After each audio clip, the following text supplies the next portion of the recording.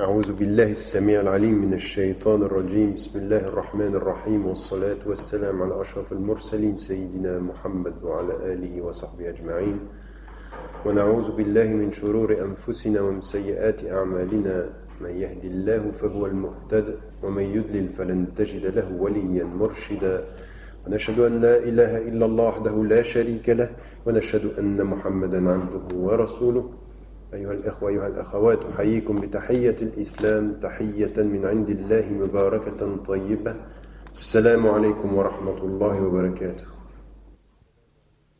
Bien, alors allons-y simplement pour tout ce qui concerne cette première partie. Donc, la sourate des abeilles, les versets 116 à 128. À titre de rappel, parce que nous sommes ici dans l'espace d'un cours et d'un séminaire, je vous rappelle simplement qu'il y avait une première partie, une deuxième partie, que nous en sommes là, une troisième partie. C'est un tafsir qui vient en troisième position, comme troisième partie d'une continuation. Ceux qui n'ont pas écouté les deux premières parties vont tout à fait comprendre ce que je dis. Quant à ceux qui ont suivi, ils vont mieux comprendre l'évolution. Le premier des tafsirs qui était tiré de Surat Ibrahim alayhi salam, Abraham, quel était-il? Vous vous souvenez, nous sommes à la Mecque, les musulmans sont en minorité, c'est une religion naissante, elle est persécutée, et il se pose la question, comment être musulman, comment résister à l'oppression? Et Allah subhanahu wa ta'ala leur répond par l'image de l'arbre, en leur disant, la force est dans la racine, et donc la racine dans ce qui la nourrit, la foi, les racines étant le cœur. C'est à l'intérieur que tu trouves la force, dans l'univers qui peut te donner l'impression qu'il t'agresse, ou alors qu'il t'agresse réellement, et dans lequel tu es en minorité. C'était à la Mecque. Ensuite, les musulmans, à l'époque du prophète se sont exilés, ils sont allés à Médine. À ce moment-là, c'est plus la même chose. Ce qu'il faut, c'est savoir où l'on va, quelle est la voie. Il ne s'agit plus simplement d'être musulman et de se protéger, il s'agit d'être musulman et construire dans une voie, savoir où on va. Et c'est à ce moment-là qu'Allah subhanahu wa ta'ala, dans Surat al-Baqarah, première sourate révélée à la Mecque, oriente les musulmans dans une voie spécifique. Où que tu sois, oriente ta face dans la direction de la mosquée sacrée, voulant dire par là, si ta face est tournée vers la mosquée, ton cœur est tourné vers Dieu, et tu dois suivre cette voie-là. Et il y avait pour cela un certain nombre de caractéristiques. Vient maintenant la troisième partie, qui est une sourate qui est révélée. Toute la première partie de ce que nous allons voir est révélée à la Mecque, et les trois derniers versets sont révélés à Médine. Et vous allez voir, c'est intéressant, parce que c'est tout à la fois être musulman et comment justement se préparer à l'action. 1. Être musulman. 2. Quelle est la voie? Et 3.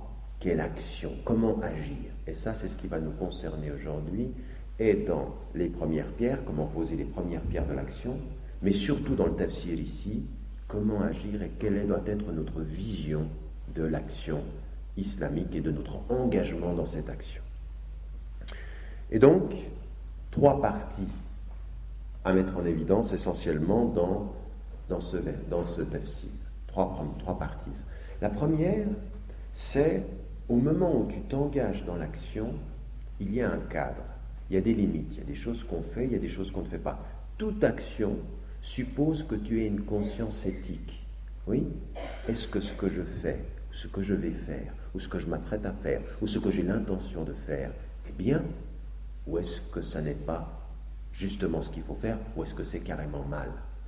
Et il faut tout à la fois évaluer ses intentions, mais surtout aussi juger de l'acte. Donc, première des choses, première partie, Allah subhanahu wa ta'ala, dans ce tafsir, il va nous parler du halal et du haram, justement, de ce qui est le bien et le mal dans l'action, et il va nous donner un cadre de référence.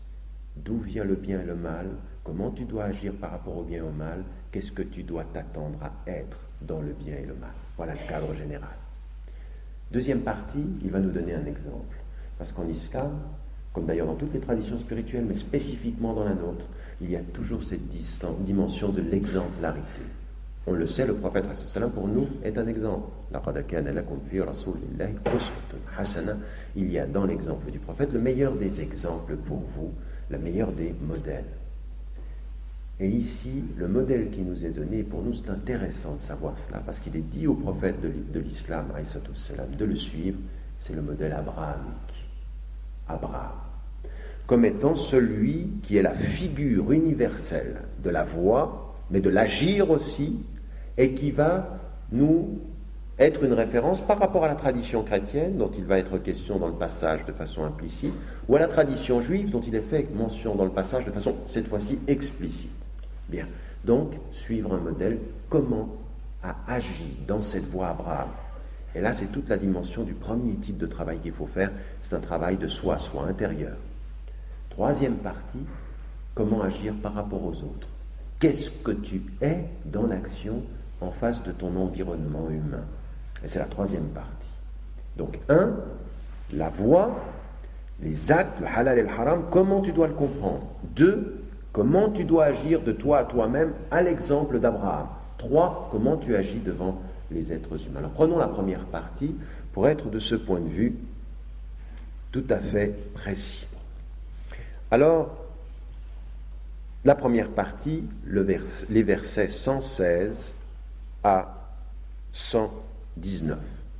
بعد أعوذ بالله من الشيطان الرجيم ولا تقولوا لما تصف ألسنتكم الكذب هذا حلال وهذا حرام لتفتروا على الله الكذب إن الذين يفترون على الله الكذب لا يفلحون متاع قليل ولهم عذاب أليم وعلى الذين هادوا حرمنا ما قصصنا عليك من قبل وما ظلمناهم ولكن كانوا أنفسهم يظلمون ثم إن ربك للذين عملوا السوء بجهالة ثم تابوا من بعد ذلك وأصلحوا إن ربك من بعدها لغفور رحيم. Bien, que nous est-il dit ici? Ne dites pas, en proférant des mensonges par vos propres langues, ceci est licite et ceci est interdit, avec l'intention ou dans le but d'inventer, de forger un mensonge contre Dieu. Ceux qui inventent un mensonge ou qui forgent un mensonge contre Dieu ne seront jamais heureux. C'est une piètre jouissance éphémère qui sera suivie d'un châtiment douloureux. Nous avons interdit à ceux qui ont suivi la tradition juive ce que nous t'avons déjà énuméré. Nous ne les avons pas lésés au sens, nous n'avons pas été injustes à leur égard. Nous n'avons pas été injustes à leur égard, mais c'est eux qui ont été injustes à leur propre détriment. Cependant, ton Seigneur est celui qui pardonne et qui fait miséricorde à ceux qui font le mal par ignorance ou qui ont fait le mal par ignorance et qui ensuite se sont repentis ou se sont amendés, c'est-à-dire ils sont revenus à Dieu repentants et qui ont essayé donc en l'occurrence ici de se réformer.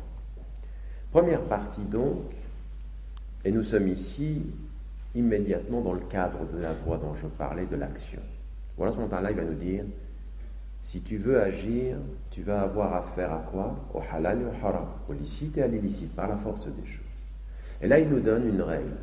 Alors souvent, les fuqaha, c'est-à-dire les savants du droit, les juristes musulmans, ont utilisé ce verset en mettant en évidence le fait qu'il est extrêmement grave de dire avec nos langues ceci est halal et ceci est haram en inventant. Et on est resté souvent à un premier niveau de compréhension. Et j'aimerais, avec vous, essayer d'approcher ce verset et ceux qui suivent avec 3 niveaux différents d'interprétation. 3 sens à l'interprétation. Et vous verrez, ils apparaissent nettement dans le texte. Le problème, je vous l'ai dit souvent, parfois on lit le Coran à la surface de son premier sens en oubliant qu'Allah subhanahu wa ta'ala est très exigeant avec nos intelligences. Il ne nous dit pas de lire le Coran à la surface et de lire 1000 autres livres dans le fond.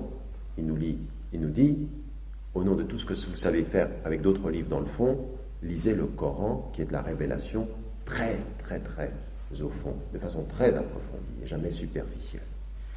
Ici, que nous est-il dit? La taqulu, ne dites pas.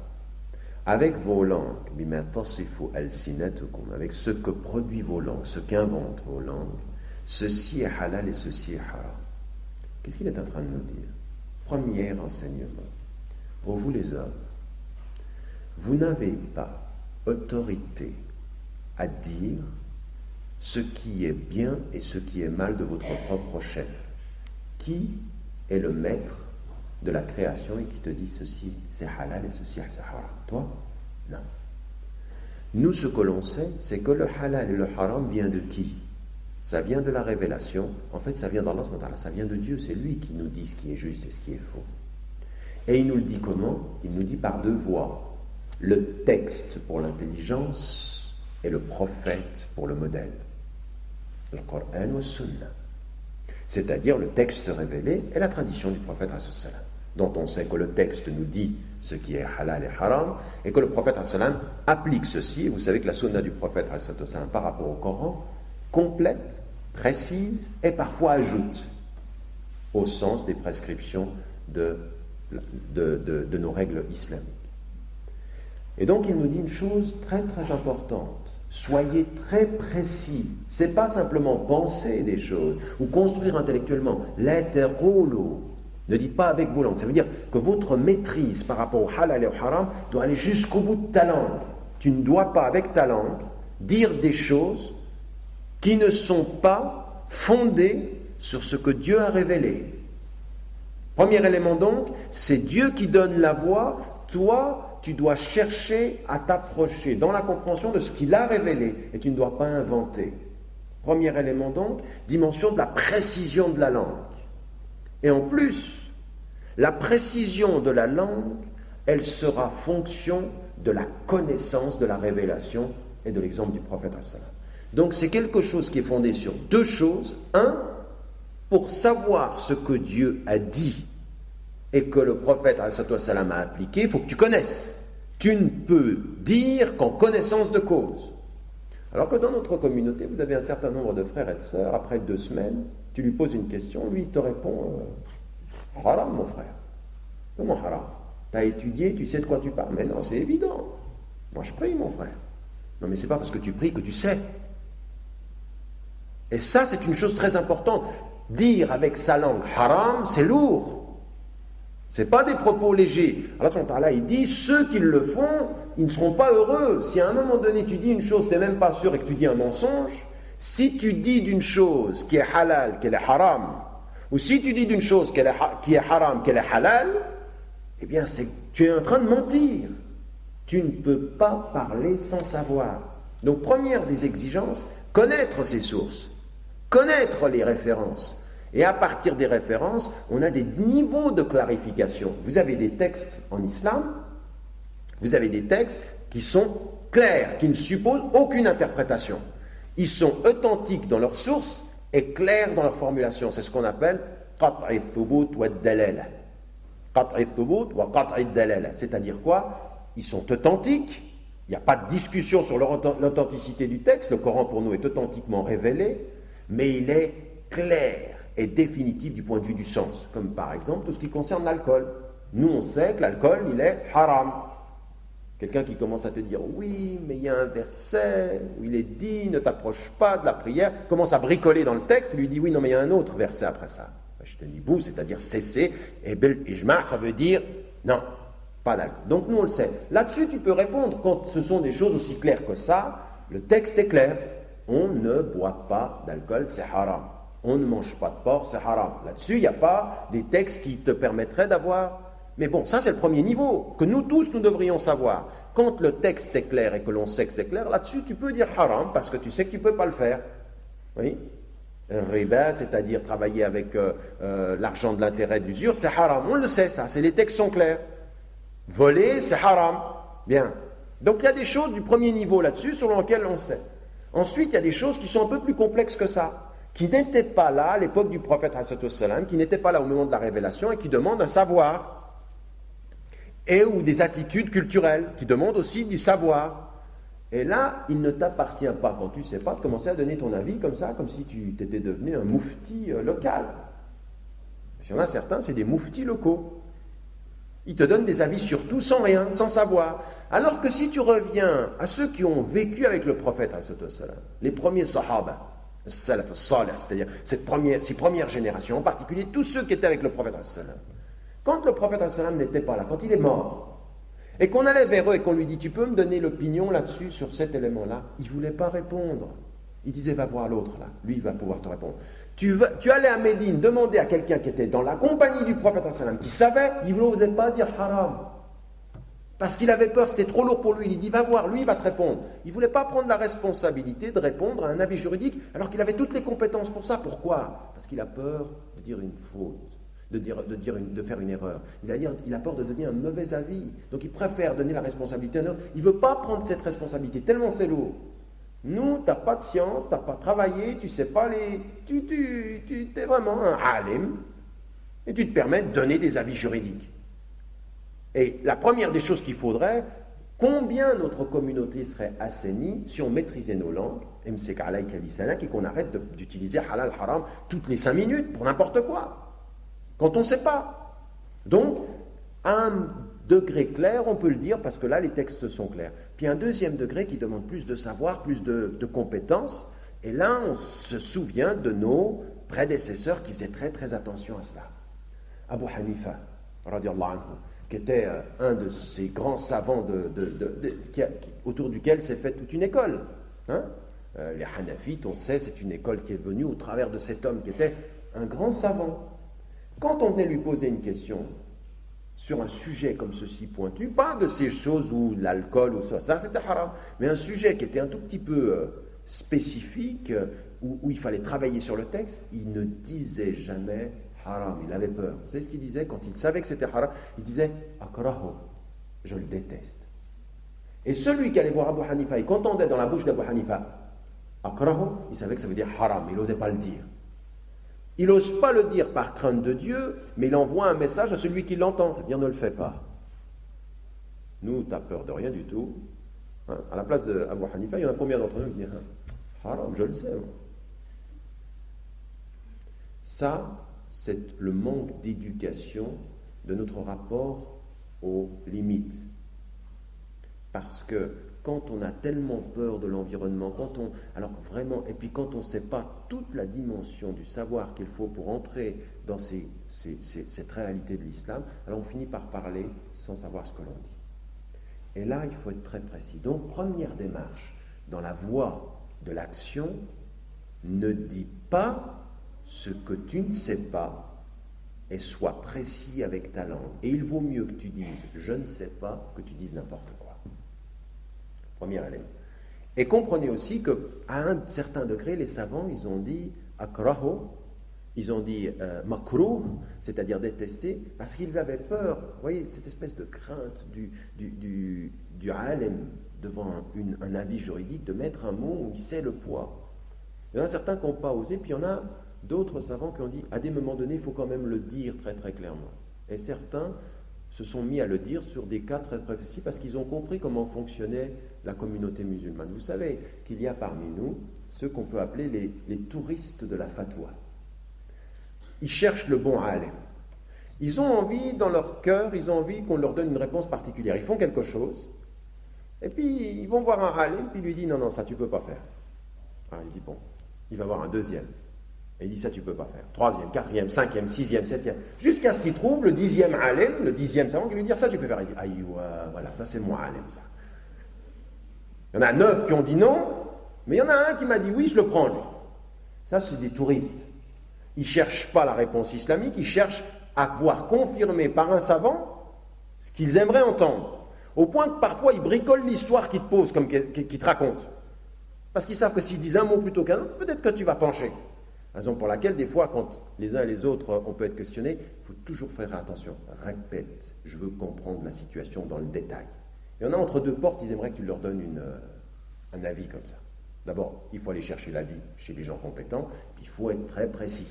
Très précis. L'islam, c'est fondé sur la précision de tous les éléments. La fatwa, c'est très précis. Et là, on a vraiment des gens qui... Alors, on sait comment... À bout d'un moment, on comprend comment fonctionne notre communauté. Il y en a certains qui essayent de faire du slalom entre les fatwas, comme ça. Ils essayent de trouver le meilleur moyen de continuer à faire ce que je fais en ayant trouvé quelqu'un qui confirme que je fais bien ce que je fais. Alors que ton cœur, il sait peut-être que c'est pas tout à fait bien. Mais il suffit que quelqu'un te dise c'est pas mal, tu dis Masha'Allah, je suis dans le bon. Alors, l'une des discussions qu'on a eues dans la communauté ces dernières années, quelle est-elle? La cigarette. Ça n'existait pas à l'époque du prophète.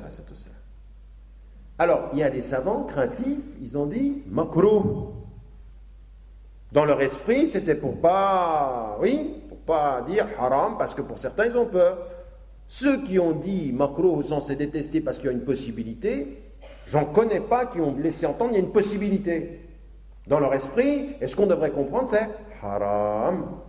Mais ils ne vont pas le dire parce qu'ils ont peur de cette crainte devant Allah subhanahu wa ta'ala. Alors il y en a certains savants, ces dernières décennies, et en particulier depuis 20 ans, ont vu comment fonctionnaient les musulmans. Il y en a que tu vas vers un, il se fume et tout ça, et puis tu lui dis, ou tu discutes, il dit non, c'est pas haram, makruh. Donc j'ai la petite porte qui s'ouvre pour que j'aimerais vous poser une question. Alors certains, que ce soit le Qaradawi maintenant ou avant lui, quand ça commençait à se faire, Mohammed Chaltout ou d'autres savants ont dit haramna, nous l'avons interdit. Parce qu'ils vont jusqu'au bout de la logique. On sait pourquoi on ne boit pas d'alcool, pour l'intégrité de son corps, pour l'intégrité de sa personne, sa lucidité, pour l'intégrité aussi de ses finances. J'aimerais vous poser une question qui est l'ABC du raisonnable. Vous pouvez penser que dans votre tradition musulmane, ça puisse être admis ou simplement détesté que tu prennes l'argent de ta poche, que tu achètes un produit pour te détruire la santé. Vous pouvez imaginer, alors que la communauté a besoin d'argent, a besoin de soutien, que tu puisses prendre de l'argent pour acheter un produit que tu vas fumer pour te détruire la santé, alors que la première question qui t'est posée le jour du jugement dernier, c'est qu'est-ce que tu as fait de ta santé? Vous pouvez imaginer que ça, ce soit halal, que ça, ce soit possible. On a besoin d'argent pour tant de solidarité. Toi, tu prends l'argent pour te détruire. Et tu imagines devant Allah subhanahu wa ta'ala que tu n'auras pas à rendre compte de ce que tu as fait de ton corps. L'ABC de la bonne compréhension de l'islam, on te posera des questions sur ta santé. Fumer, c'est la détruire, cette santé. Et puis en plus de ça, c'est de toi à toi, mais en plus, quel type de système d'économie internationale tu acceptes de soutenir avec l'économie du tabac? Après, quand tu réfléchis encore plus loin, tu te dis, oh là là, le poids est lourd, très lourd. Donc, ne jouons pas non plus avec, parce que certains ont dit makruh, on fait comme si on n'avait pas entendu que c'était à éviter absolument. Absolument. Absolument. Au nom de sa santé, au nom de ses principes et au nom de ce qu'on défend d'éthique dans l'économie internationale aussi. Bien, tout ça pour dire, premier principe qui ressort de ce verset, ne dites pas. Soyez donc très précis dans ce que vous dites et ne parlez pas si vous n'êtes pas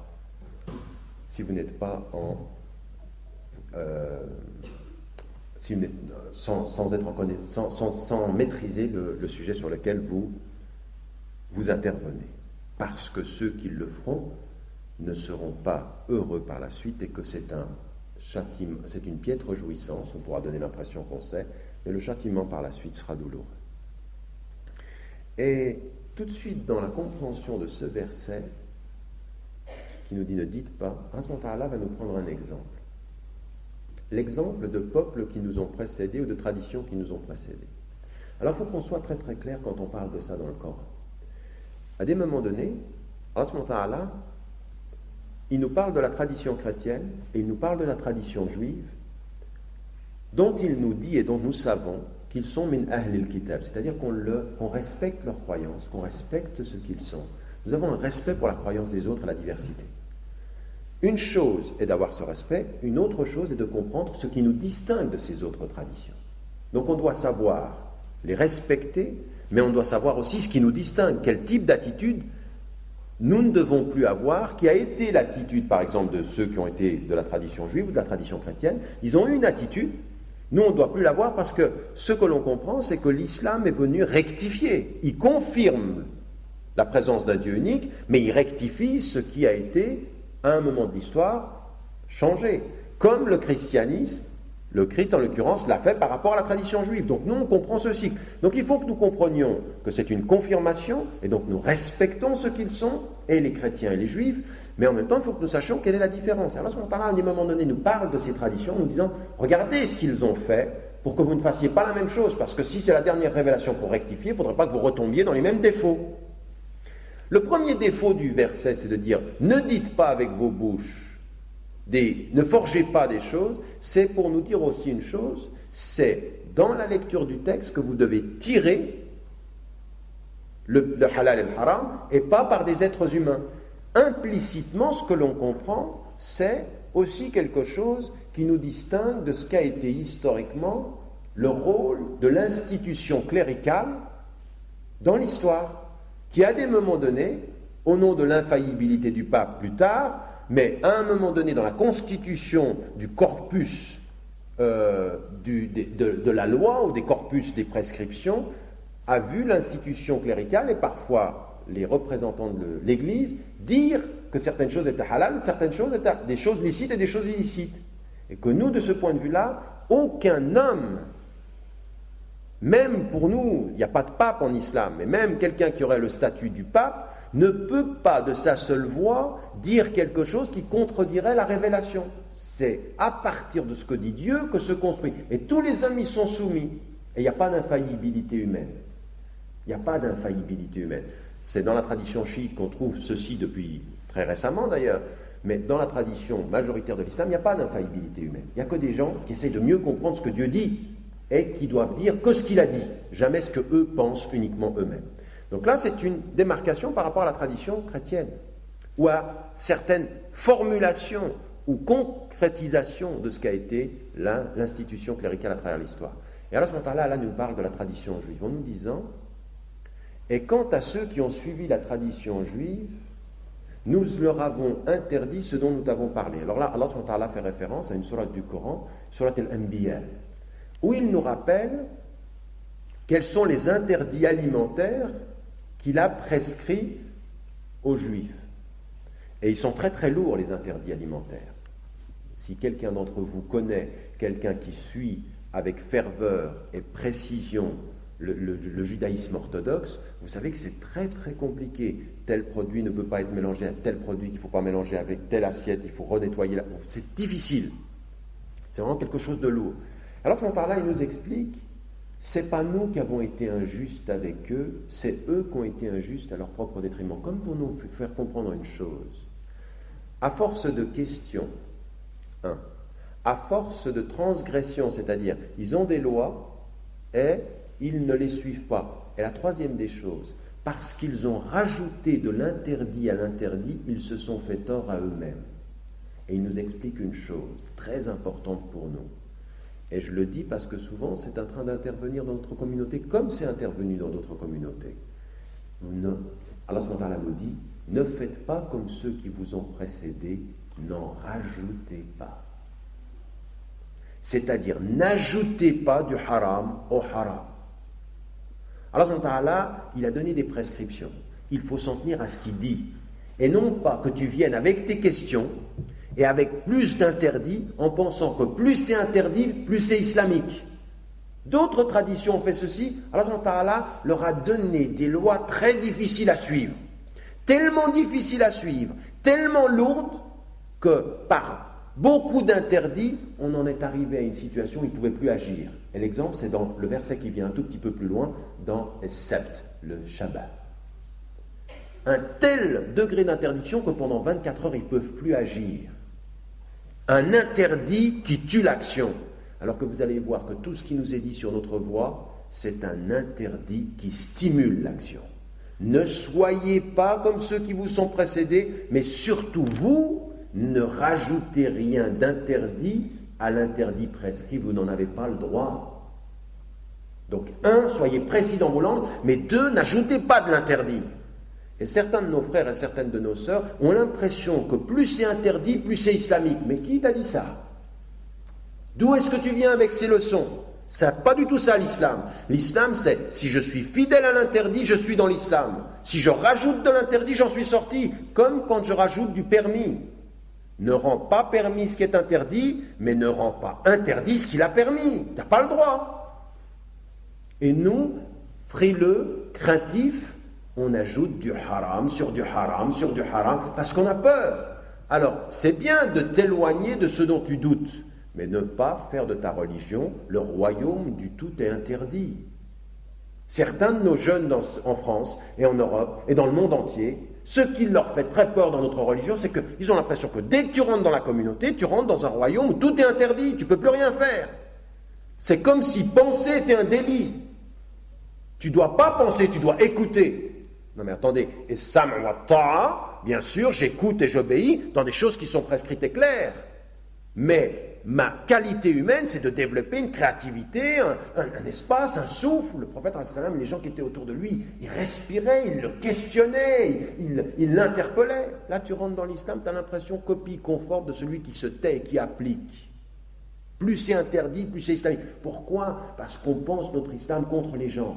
Comme en Occident, beaucoup de choses sont permises, en islam, tout est interdit.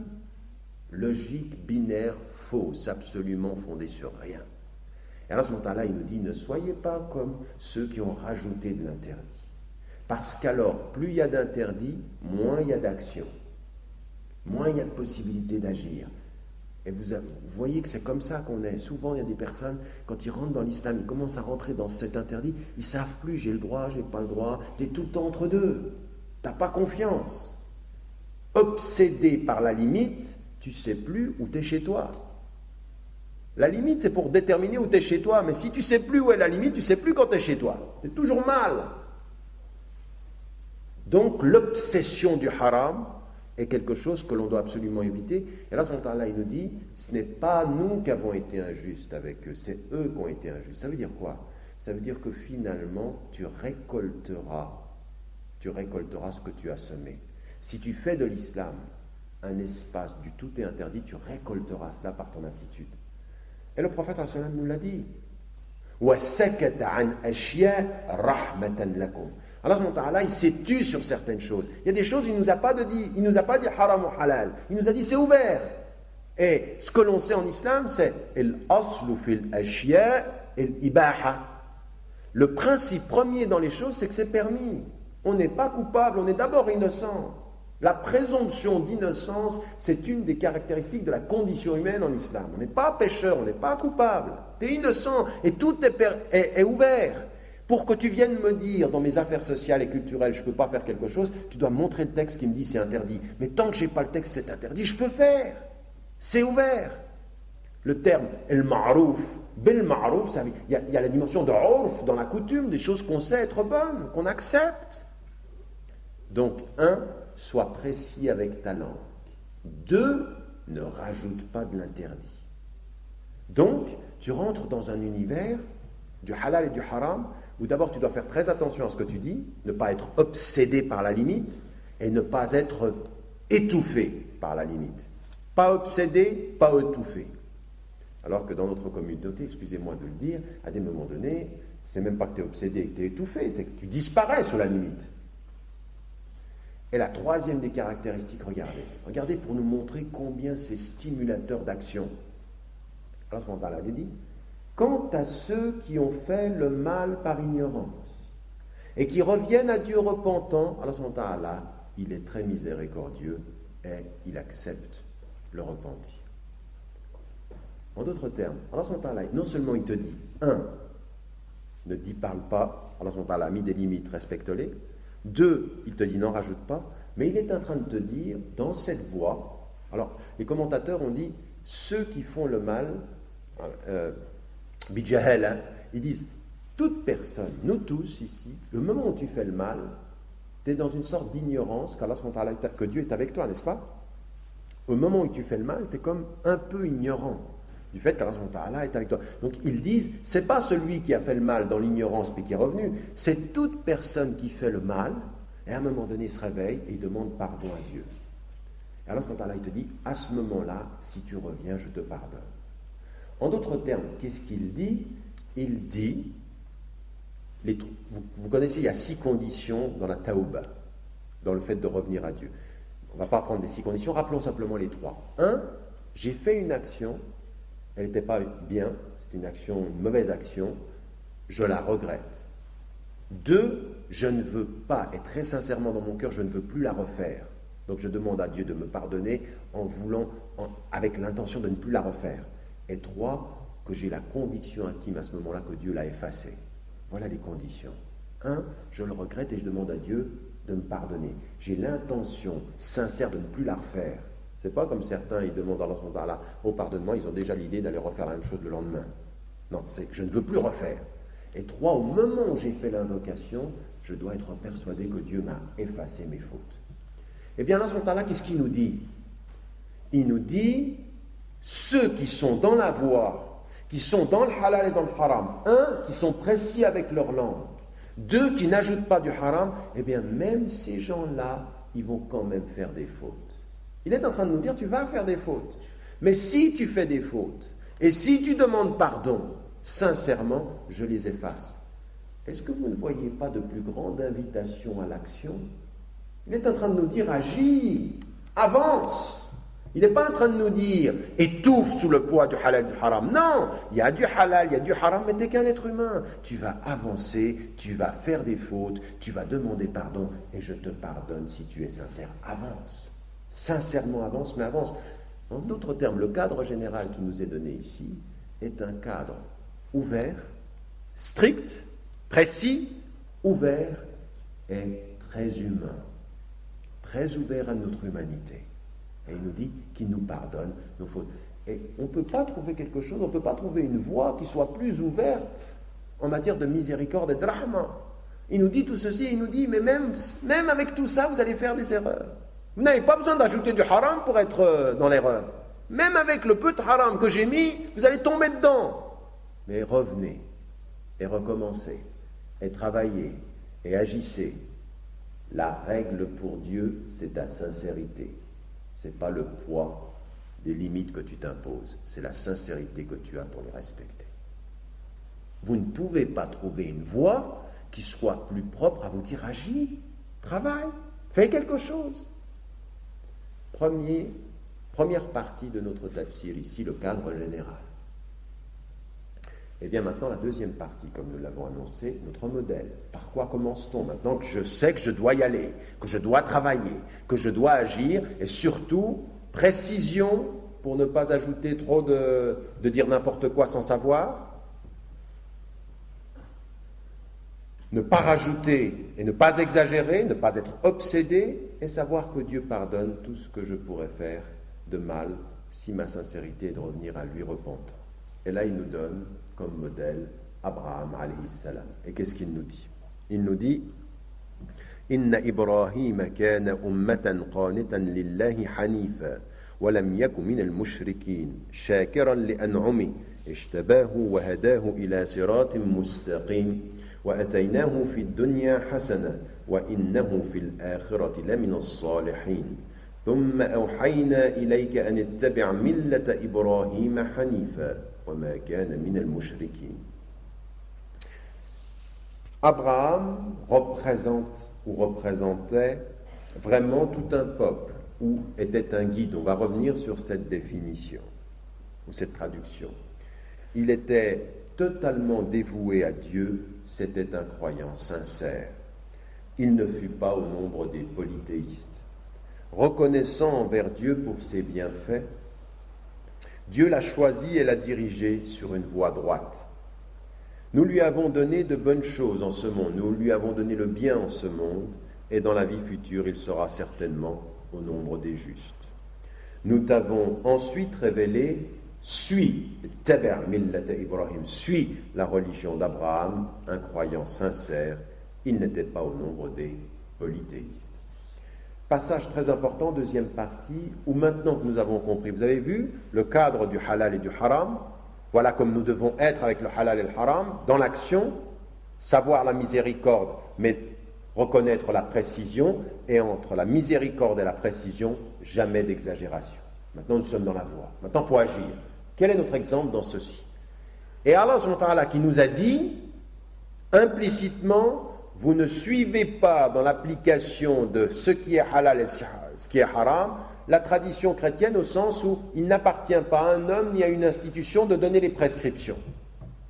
Mais vous ne suivez pas non plus ce qui a été avant vous la tradition juive, qui parfois, dans l'attitude des questions ou la surenchère quant aux interdits, a ajouté des interdits qui fait que ça a pu faire en sorte que les gens étouffent sous l'interdit. Vous êtes entre ces deux traditions, mais votre modèle, qui est-il?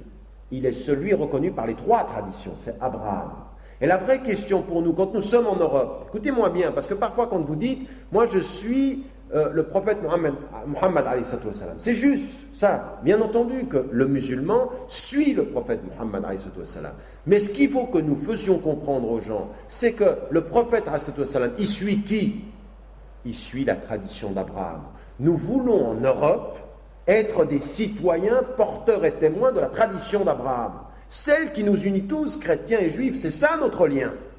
Et à un moment donné, il faut que nous sachions nous faire comprendre. Nous n'avons pas la tradition du prophète ﷺ qui nous éloignerait de la tradition chrétienne ou de la tradition juive, au sens où nous nous distinguons absolument. Oui, nous avons des différences, mais ce que nous suivons pour nous faire comprendre et ce que nous cherchons, et la vraie question qui nous est posée au cœur de l'Europe, comment être au cœur de nos sociétés le représentant, le témoin de la tradition abrahamique.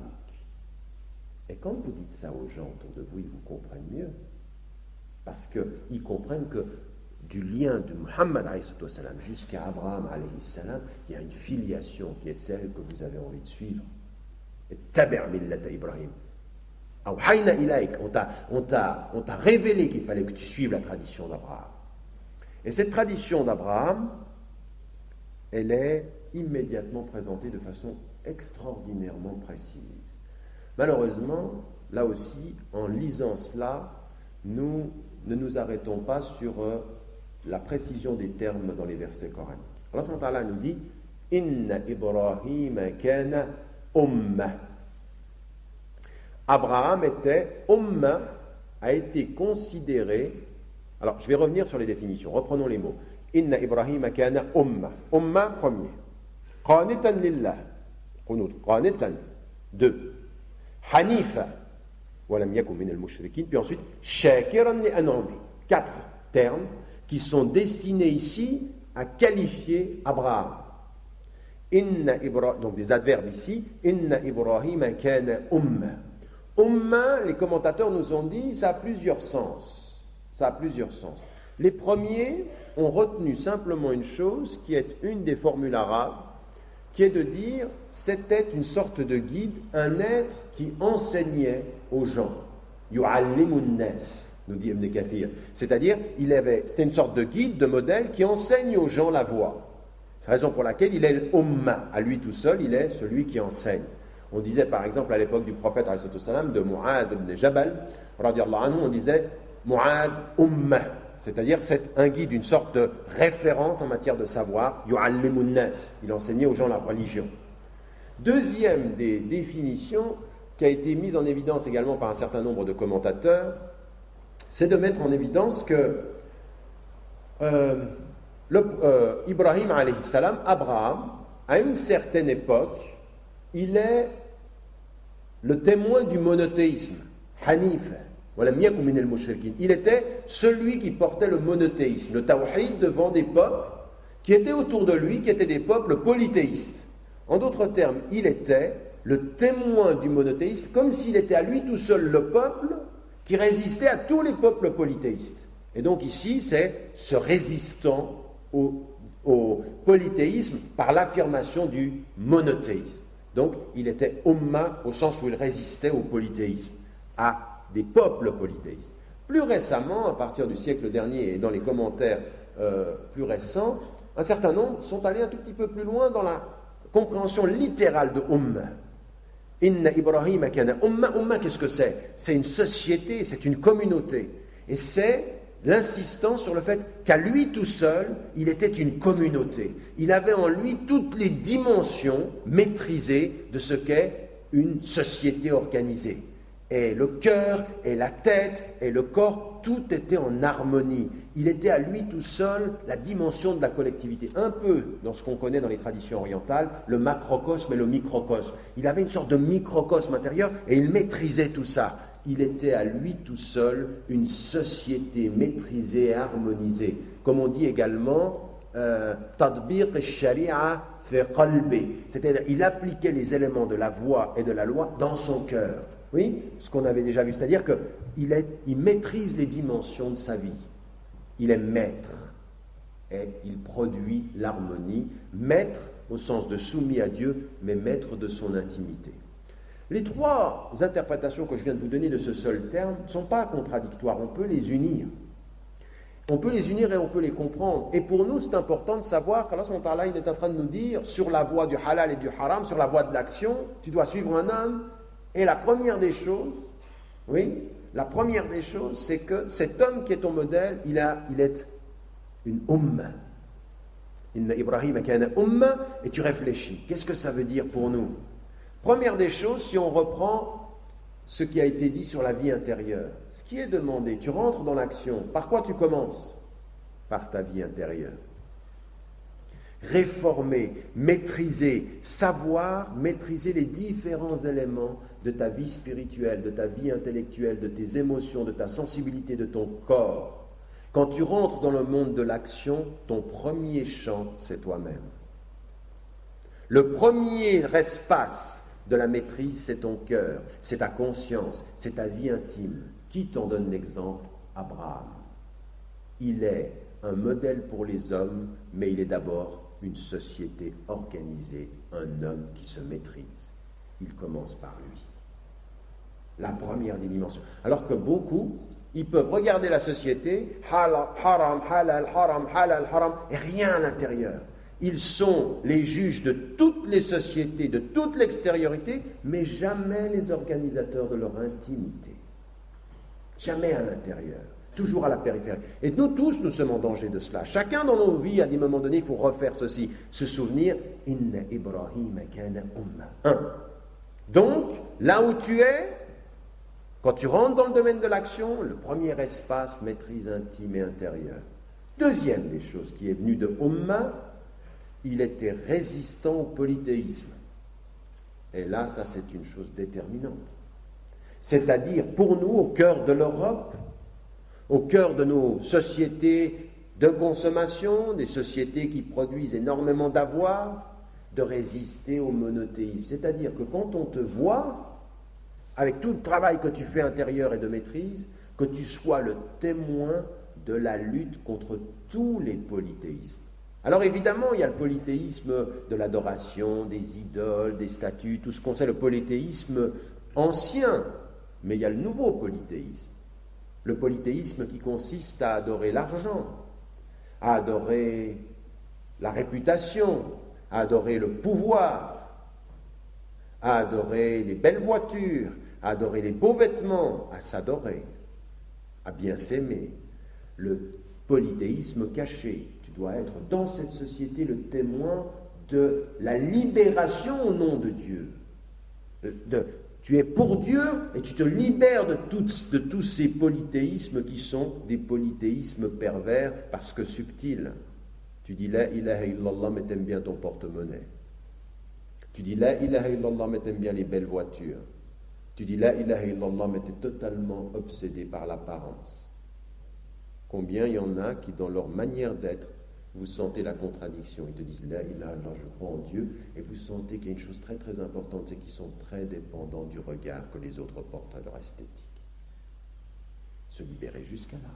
Jusqu'à là, être le témoin, on doit être propre, on doit être digne, mais jamais obsédé par son esthétique, jamais obsédé par son porte-monnaie, jamais obsédé par le pouvoir.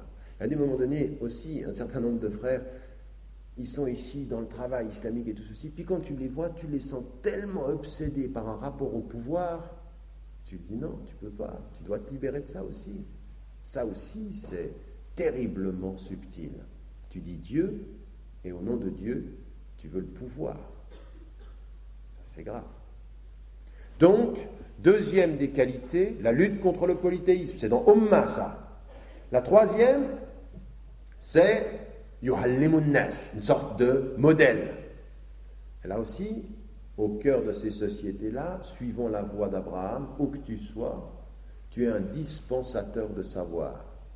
En d'autres termes, chaque personne qui te rencontre, pas qui te croise dans la rue, mais chaque personne qui te rencontre dans sa vie, peut-elle dire de toi, j'ai appris en te connaissant quelque chose qu'auparavant je ne savais pas. Est-ce que tous les êtres que vous rencontrez dans votre vie peuvent dire ça? J'ai appris en te connaissant quelque chose que je ne savais pas. Est-ce que je suis un dispensateur de savoir? Pas imposer le savoir, l'offrir, un don. Yu'allimun nas, il donne. Et ça, c'est les trois premières qualités. Travail intime, témoignage de la lutte contre le polythéisme et don, donner. Raison pour laquelle on a envie de se tourner à des moments donnés vers la communauté musulmane et dire mais arrêtez d'être des sinistrés dans cette présence en France comme ceci étriqué. Là où tu es, tu donnes, toi. Tu n'es pas en train de te chercher la place, tu donnes, tu es un donateur. Je fais don de ce qui m'a été donné. Et là en particulier du savoir, même dans vos relations personnelles. Quelqu'un qui a fait 2 jours, 3 jours avec vous, et qui au bout de ces 3 jours qui vous connaît, ou de l'année où il vous connaît, il ne peut pas se rappeler de choses essentielles que vous lui avez apprises, est en train de vous dire, tu es un être secondaire. Tu ne m'apprends pas l'essentiel. Et nous, on est là, partout où on va, j'ai pas grand-chose à te donner, mais ce que je peux offrir, c'est l'essentiel. Le rappel de l'essentiel, pas l'imposer, vous m'avez bien compris. Et tout ça pourquoi? Qanitan lillah, totalement dévoué à Dieu. Et ça aussi, c'est l'intuition très très importante, c'est qu'Abraham, il fait tout ça pourquoi? Il maîtrise sa vie intérieure pourquoi? Il apprend aux gens pourquoi? Il résiste au polythéisme pourquoi? Parce que tout ceci, il le fait par don. Il le fait, il donne, il fait don de lui au Dieu unique, dont il est dit ensuite Hanifa, croyant sincère. Donc il fait don de tout son être. En d'autres termes, quand on vous voit aussi, ce qui devrait apparaître dans nos relations avec Dieu, c'est que notre présence, elle pousse les gens à se dire, mais qu'est-ce qui fait que cette personne est comme ça? Et qu'on sente qu'il y a un principe supérieur qui vous guide. Attention, on est bien d'accord, tout ce que je viens de dire, quand on dit « qu'est-ce que tu apprends aux gens », c'est pas pour que les gens vous apprécient vous uniquement. Vous êtes comme un doigt qui montrerait la lune, et vous vous trompez si vous poussez les gens à regarder le doigt. Attention à ne pas devenir une auto-satisfait. D'accord? C'est-à-dire, c'est-à-dire, tout ça je le fais pour Dieu. À un moment donné, je ne suis, moi, dans ma vie, que quelqu'un qui essaye de répondre à ce qu'il me demande.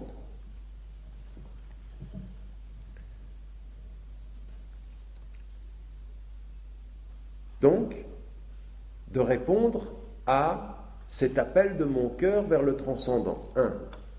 Hanifa, croyant sincère. Tout ça, ça naît de la sincérité. D'une sincérité, d'une pureté dans le monothéisme. Et Allah subhanahu wa ta'ala, il nous rappelle, et il va le faire 2 fois, il n'était pas du nombre des polythéistes, comme pour rappeler l'essence du tawhid, qui est premier, on est bien d'accord. Souvent, on a des frères et nos sœurs des salafis qui nous disent l'essentiel en islam, c'est le tawhid. Et là, ils ont parfaitement raison. Ils nous rappellent des choses qui sont tout à fait vraies. On peut ne pas être d'accord sur un certain point de la méthodologie, mais quand ils disent tout commence par la bonne compréhension du tawhid, c'est-à-dire l'unicité de Dieu et de notre relation avec Dieu, ils ont parfaitement raison. C'est bien par là qu'il faut commencer. Et Allah subhanahu wa ta'ala, nous parlant d'Ibrahim alayhi salam, d'Abraham, il répète par 2 fois Hanifa wa lam yaku min al-mushrikin. Attention, c'est un témoignage, et nous sommes ici pour témoigner qu'il y a un être unique pour lequel on fait don de soi, et par rapport auquel on maîtrise notre vie intérieure, par rapport auquel on refuse et on résiste au polythéisme, et pour lequel on enseigne ce que l'on a d'essentiel en nous. Et la 4e des qualités, shakiran li an'umi. Il remercie pour les bienfaits. Et regardez l'attitude spirituelle d'Abraham telle qu'elle est décrite ici. La première attitude qu'il a vis-à-vis de Dieu, il résiste au polythéisme des hommes, il maîtrise sa vie, mais quant à Dieu, la première attitude qu'il a vis-à-vis de lui, c'est de le remercier. En d'autres termes, que jette-t-il comme regard dans sa relation à Dieu? Toujours d'abord le positif. Il remercie pour ce qu'il a. Ça, c'est une vraie leçon, écoutez-moi bien, parce que souvent, quand on s'observe, on regarde nos défauts d'abord. On regarde ce qui nous manque. On regarde la communauté, puis on dit, regarde-moi cette communauté, ce qui lui manque. Mais Abraham, ton exemple, il ne faisait pas ça. La première des choses qu'il fait avec Dieu, c'est qu'il le remercie. Mais pourquoi? Parce qu'aussi, quand tu commences par regarder ce qui te manque, ça te paralyse. Quand tu commences à remercier pour ce que tu as, ça te dynamise. Tu commences à travailler avec ce que tu as. Mais quand tu regardes que ce qui te manque, tu n'y arrives pas. Et il y en a certains qui oublient de remercier, ils regardent tout de suite ce qui leur manque. Vous êtes là, nous sommes dimanche après-midi, n'est-ce pas? Vous écoutez un discours et vous écoutez un cours, vous écoutez une leçon, puis vous vous dites, à des moments donnés, mais moi je suis tellement loin de ça. Et on regarde ce qui nous manque. Mais à un moment donné, il faut faire un pas en arrière, puis se dire, mais que Dieu ait fait qu'un dimanche après-midi, il y ait une étincelle dans mon cœur qui fait que je viens suivre un cours sur ma foi et ma religion, en plein milieu de cette société-là qui m'attire jusqu'un dimanche après-midi pour que je sois là, c'est qu'il m'attache à lui d'une certaine façon. Observe l'étincelle qu'il y a dans ton cœur au lieu de regarder ce qui te manque encore. S'il te fait venir, il y en a combien? Il y a combien de centaines de musulmans dans la région qui ne sont pas là, donc pour lesquels l'étincelle a été étouffée? Et au lieu de regarder ça, quand vous écoutez, vous êtes en train d'écouter un cours, vous êtes en train de suivre quelque chose, Allah, il te prend par un petit point, puis il te tient. Mais ça, il ne faut pas que tu l'oublies, et c'est là que tu dois remercier Dieu. Au nom de cette étincelle qui t'a mis dans le cœur, remercie-le, commence par là. Et quand tu as perçu ce que tu as déjà acquis, ça va t'aider à continuer à agir. On agit bien quand on a déjà considéré ce que l'on a, pas toujours en considérant ce qui nous manque. Le fait que vous soyez à un cours, le fait en même temps qu'à des moments donnés, vous soyez dans une société où vous ayez énormément de possibilités d'apprendre, de progresser dans votre foi, dites merci. Au lieu de regarder comment tu aimerais être, regarde déjà ce qu'il t'a donné. Positiver son regard. Quand tu regardes la communauté musulmane, alors évidemment, tu peux regarder la communauté musulmane, et si tu regardes ce qui manque à la communauté musulmane, tu vas finir par pleurer tous les jours. Tous les jours, elle te fait pleurer tous les jours, la communauté, si tu n'observes que ce qui ne va pas. Ça ne va pas, on dit qu'on est frère, on se critique, on dit qu'on est frère, on s'insulte, on dit qu'on est frère, on se vole, on dit qu'on est frère, on doit construire quelque chose, on ne le fait pas, le frère il te dit une chose, il fait l'autre. Oui, la communauté elle est comme ça. Mais quand tu observes ceci, puis que tu te dis, mais attends, est-ce que j'ai pas un autre regard à poser sur la communauté? 50 ans dans un pays où nous sommes issus d'une immigration, ils étaient pauvres, il n'y avait rien il y a 50 ans, on est en train de voir l'émergence d'une conscience, d'un travail qui se fait, des séminaires, des associations qui se constituent, des cours, une réflexion. Et bien là, subhanallah, tu te dis, mais il y a déjà tellement d'acquis qu'il faut continuer. Bien sûr, il va y avoir des épreuves. Bien sûr, c'est difficile, mais part de l'acquis. Et qui commence par Shakiran li an'ami? Abraham, ton modèle. Mais attendez, il remercie pour les bienfaits, mais vous savez quelles ont été les épreuves de sa vie? Abraham, quand vous réfléchissez, ne serait-ce que, mais je ne sais pas, une minute, sur ce qu'Allah lui a fait endurer, vous vous dites, mais qu'est-ce qu'on vit, nous, comme épreuve? Il lui dit, ton père a choisi l'orgueil et le polythéisme contre le monothéisme, au point qu'il te dit, si tu continues à appeler un Dieu unique, je te lapide. Et il lui dit, de ton père tu t'écartes. Il dit à un fils, écarte-toi de ton père. Il dit à un fils, au nom de l'amour que tu as pour Dieu, écarte-toi de l'amour que tu as pour ton père orgueilleux et vaniteux sur la terre. Mais c'est pas fini. Et ensuite il lui dit, et ton fils que tu aimes, et qui m'aime, parce que Ismaïl alayhi salam, il aimait Dieu, et le fils que tu aimes, lui, tu vas le sacrifier. Au nom de mon amour, sacrifie celui que tu aimes. Abraham, éloigne-toi de ton père, tue ton fils. Les deux amours de filiation, par en haut et par en bas. Si tu aimes Dieu, sépare-toi de ton père. Si tu aimes Dieu, sépare-toi de ton fils bien-aimé. Vous voulez une épreuve pire que celle-ci? Et par quoi il commence, Abraham? Shakiran li an'umi. Tu me fais vivre toutes ces épreuves. Et à des moments donnés, réfléchissez-y quand vous avez des problèmes. Vous dites, subhanallah, les prophètes, ce qu'Allah les a fait vivre, leur a fait vivre comme peine, comme difficulté. Alors c'est à ce moment-là que vous comprenez que c'était lourd. La prophétie, c'est pas un cadeau seulement. Bien sûr, c'est un cadeau pour l'au-delà, mais dans la vie d'ici-bas, c'était pas un cadeau. C'était des épreuves et des épreuves. Mais la qualité du prophète, c'est qu'il remercie avant de lutter. Et c'est parce qu'il a remercié qu'il lutte mieux. Mais si tu ne regardes que ce qui ne va pas, eh ben, tu ne vas jamais être un être de l'action. C'est positiver ton regard. Ça nous est arrivé là.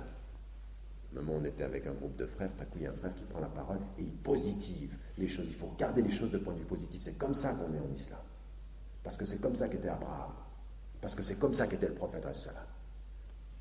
Même quand tu regardes ton frère, même quand tu te regardes toi, qu'est-ce que Dieu m'a donné qui va me permettre de construire une meilleure personnalité? Et quand tu regardes ton frère ou ta sœur, qu'est-ce qu'elle a comme qualité avant même d'avoir identifié ses défauts? Changer notre regard sur les choses. Bien. Et ici, shakiran li an'umi. Et Allah subhanahu wa ta'ala qui nous dit, Ijtabahu wa hadahu ila siratin mustaqim. Il l'a choisi et il l'a guidé vers la voie droite, celle que nous suivons. Raison pour laquelle il est encore une fois le guide pour nous, comme le prophète, il est le guide sur la voie droite. As-sirat al-mustaqim, c'est ce que nous demandons 17 fois par jour à Allah subhanahu wa ta'ala. Nous le demandons à Dieu, nous demandons effectivement de pouvoir être avec Allah subhanahu wa ta'ala ici dans cette perspective de la voie droite. Et continuons ceci, regardez ce qu'il ajoute pour nous faire comprendre en même temps combien ces qualités d'Abraham nous poussent, nous, quand on les comprend, à être des acteurs sur la terre. Regardez ce qu'il nous dit.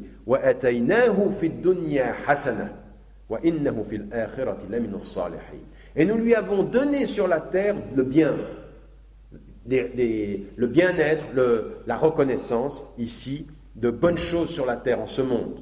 Et il sera certainement des justes au nombre des personnes de bien dans l'au-delà. Qu'est-ce qu'il nous a dit? Il nous a dit, sur la terre, il faut que tu commences par travailler ton intimité, que tu la maîtrises, que tu sois un résistant au tawhid, au polythéisme par le tawhid, que tu sois un dispensateur de savoir, que tu fasses tout ceci comme un don de ton être à Dieu, donc que tu travailles ton intimité, ta spiritualité, un état lillah, c'est-à-dire vraiment un être de toute spiritualité, porteur de ce tawhid hanifa, et tu commences par remercier pour ce que tu as. Et en plus, il rajoute une chose pour nous faire comprendre combien notre engagement doit être important sur la terre. Il dit, et nous l'avons gratifié dans la vie d'ici-bas de bonnes choses. Alors, Allah ne nous a pas dit, ni la vie d'ici-bas, tout viendra dans l'au-delà. Il ne nous a pas dit, oublie la vie d'ici-bas, c'est l'au-delà. Il ne nous a jamais dit, soyez les derniers ici-bas, vous serez les premiers là-bas. Il ne nous a jamais dit ça. Ce qu'il nous dit, n'oublie pas ta part de la vie de ce monde.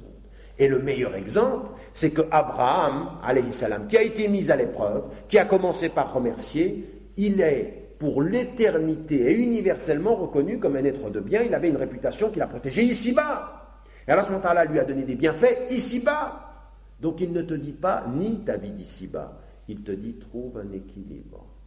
Ici-bas, tu auras le bien, et dans l'au-delà, tu auras le paradis attendu. Et la récompense ultime, elle est plus que le paradis. C'est la vision d'Allah, c'est la vision de Dieu. Vous vous rendez compte ce qu'il est en train de nous dire quand vous comprenez ça? Il te dit, travaille dans ton intériorité, tout ce cheminement, et à la fin il te dit, mais je ne te dis pas Allah subhanahu wa ta'ala, il ne te dit pas que tu n'auras rien dans la vie de ce monde. Il te dit, il faut même un équilibre dans la vie de ce monde. En d'autres termes, qu'est-ce qu'il est en train de dire? Agis ici-bas. Travaille ici-bas. Fais ta vie ici-bas. Tu ne dois pas t'exiler du monde, t'exiler des gens, t'exiler du bien-être. Non, mais il faut l'équilibre. Travailler ici-bas sans jamais oublier l'exigence de l'au-delà. Penser à l'au-delà sans négliger ta vie ici-bas. C'est l'équilibre. Et quand vous avez compris cette deuxième partie, vous commencez à comprendre combien cette voie de l'action, c'est une voie de tous les équilibres. Elle commence par l'intériorité, en sachant que si tu fais ce travail-là, ta spiritualité, elle fera en sorte, par l'aide de Dieu, que tu auras ta part de la vie de ce monde. Donc il ne s'agit pas de nier ta vie. Raison pour laquelle c'est toujours l'équilibre. Soit avec Dieu la nuit, comme si tu ne te réveilleras pas le matin, mais dès que tu es le matin parmi les hommes, sois avec lui comme si tu allais retrouver Dieu à chaque moment de la journée jusqu'au soir. Ta vie ici-bas, il faut l'organiser, il faut lutter et travailler, en sachant que tu vas commettre des erreurs, mais que si tu es sincère, il pardonne. Je ne vois pas de descriptif de cet environnement qui soit plus ouvert sur la douceur, la miséricorde, mais surtout l'exigence de l'action dans le bien. Et ça, jusqu'à maintenant, c'est la fin de la deuxième partie qui nous parle de quoi? Qui nous parle de 1. Le cadre, et 2. Par quoi commence-t-on l'action? Par nous-mêmes, à l'exemple d'Abraham. Vient maintenant la situation, la dernière des situations, c'est par rapport aux gens. Mais juste avant, Allah subhanahu wa ta'ala va nous dire, regardez comme il nous met en évidence la dimension de l'action. Et il va insister chaque fois pour nous faire comprendre avec un verset qui concerne qui? La tradition de ceux qui ont suivi le judaïsme. Et il nous dit ceci. Il nous dit إنما جعل السبت على الذين اختلفوا فيه وإن ربك ليحكم بينهم يوم القيامة فيما كانوا فيه يختلفون. Le sabbat n'a été imposé qu'à ceux qui étaient en désaccord à son sujet. Oui, ton Seigneur jugera entre eux le jour de la résurrection, il jugera entre eux des raisons de leurs différends. On ne peut pas être plus clair que ça aussi. C'est qu'au moment où il nous dit, il lui a donné dans la vie de ce monde et il lui a donné dans l'au-delà, nous avions vu tout à l'heure qu'à force d'interdits, on étouffait l'action. Que l'islam, c'était juste ce qu'il faut d'interdit pour t'encourager à l'action. Et là, il vient de nous dire quoi? Tu auras ta part dans la vie de ce monde aussi, et dans l'au-delà. Et il nous prend l'exemple de ceux qui ont suivi la tradition juive, et il nous prend l'exemple de ceux qui ont, dans cette tradition, qui ont ajouté de l'interdit à l'interdit, qui se sont disputés sur la personne d'Abraham et sur ses dimensions du rapport à Dieu. Et Allah subhanahu wa ta'ala leur a donné, comme guise d'interdit supérieur, l'inactivité totale. Et pour nous, c'est un exemple. On respecte, encore une fois, il faut bien me comprendre, on respecte totalement les prescriptions de la religion chrétienne et les prescriptions de la religion juive. Mais pour nous, ce que nous avons à comprendre, c'est ce pourquoi Allah subhanahu wa ta'ala nous a distingués en nous expliquant pourquoi il y a des différences. Et il nous dit, l'exemple de l'interdit qui est tellement fort qu'il étouffe l'action, c'est le sabbat.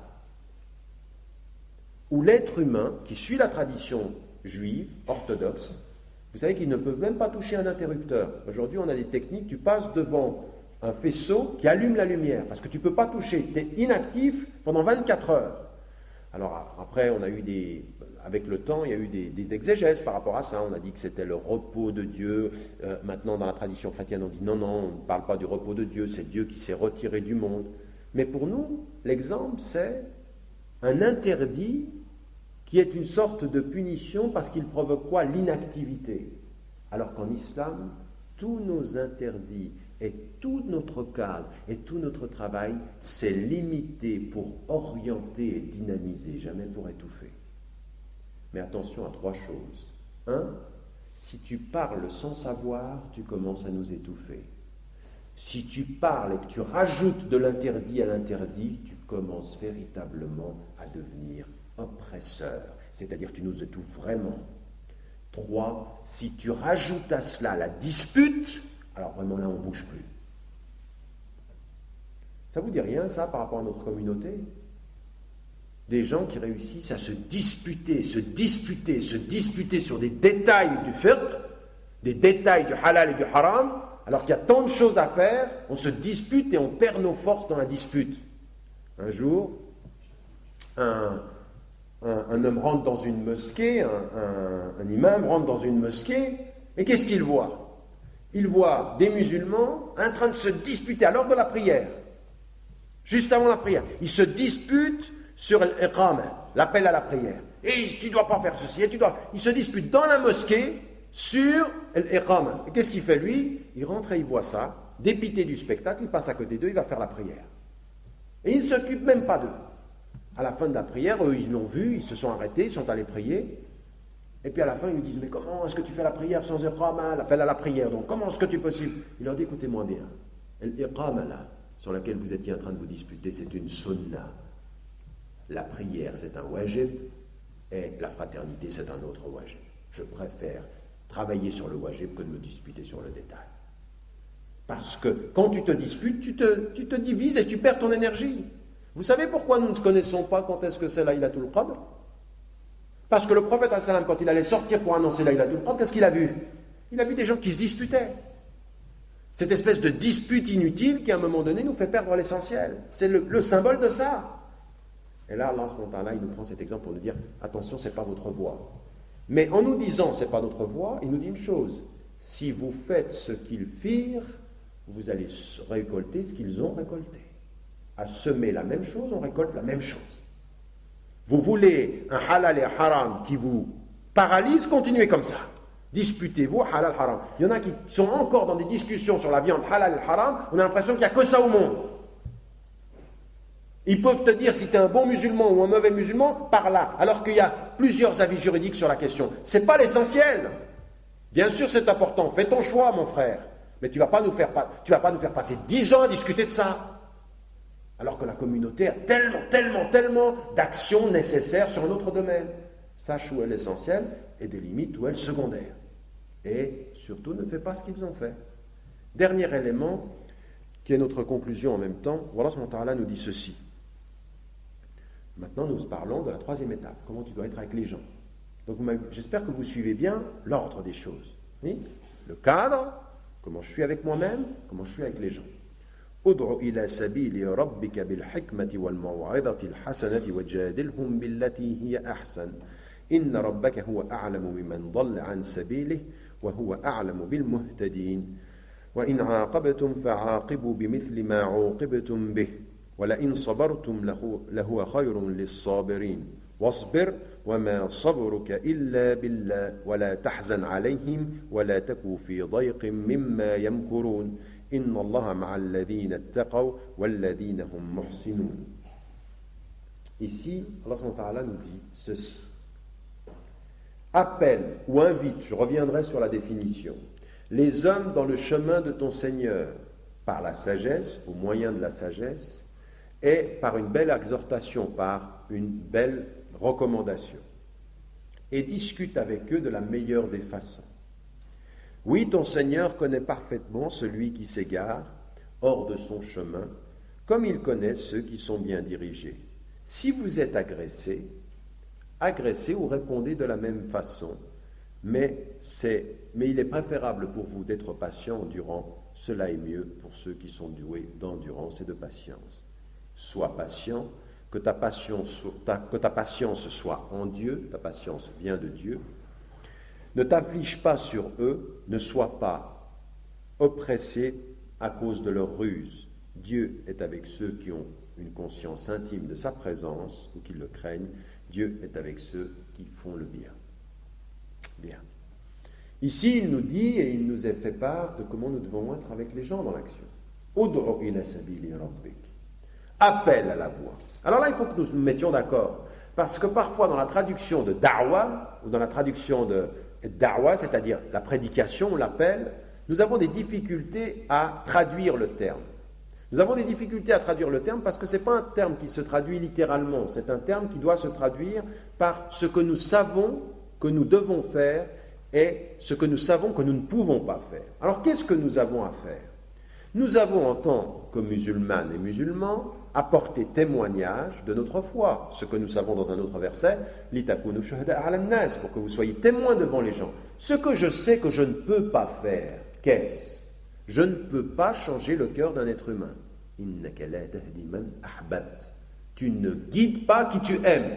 Walakinna Allah yahdi man yasha. Dieu guide qui il veut. Ça veut dire qu'en fait, je sais que je dois porter témoignage, mais que je ne suis pas maître des cœurs.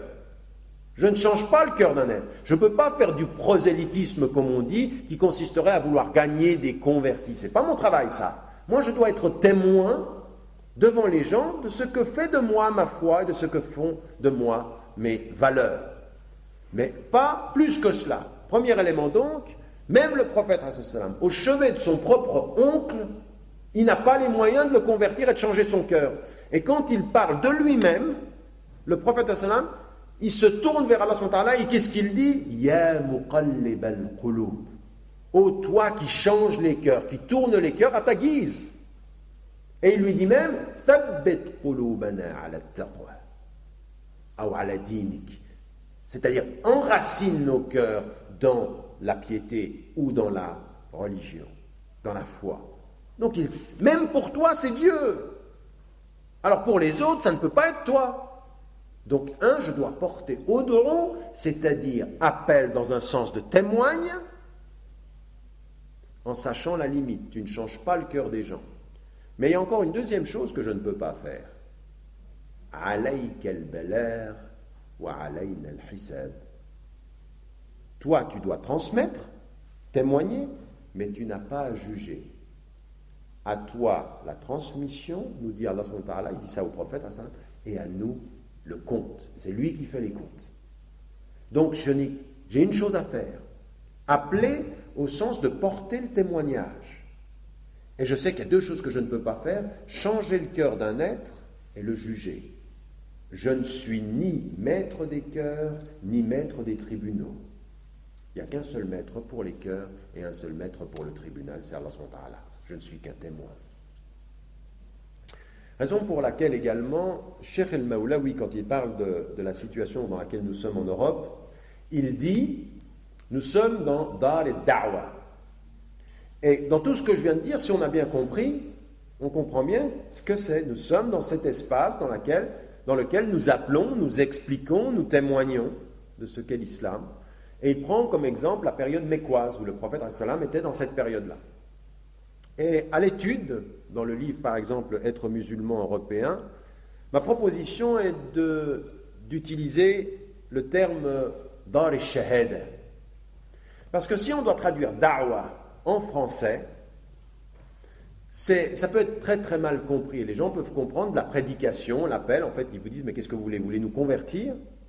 Alors que nous, si on explique bien ce que c'est da'wa, on explique bien que ce n'est pas une entreprise de conversion, c'est une entreprise de témoignage. Raison pour laquelle je préfère, en Europe, qu'on soit très très au clair, Dar al-Shahada, l'espace dans lequel les musulmanes et les musulmans portent témoignage de ce en quoi ils croient. Mais pas simplement verbalement, dans tout leur être. Et donc ici, ud'u ila sabili rabbik. Voilà ce que tu dois faire. Et il nous dit comment? Par trois conditions. Alors souvent ce verset est cité, malheureusement encore une fois, à force de le citer fréquemment, on ne l'étudie pas très profondément. Et pourtant il est très très très profond ce verset.